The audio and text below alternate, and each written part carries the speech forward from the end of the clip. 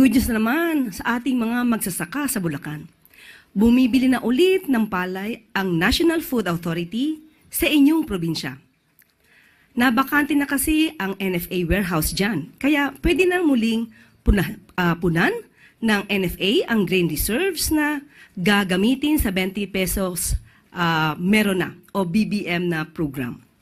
Hanggang 5,000 sako ng palay ang pwedeng bilhin sa mga magsasaka at iimbak sa NFA warehouse. Dahil dito, hindi lang madadagdagan ang kita ng ating mga magsasaka, mapagtitibay pa nito ang buffer stock ng ahensya na kakailanganin sa panahon ng kalamidad.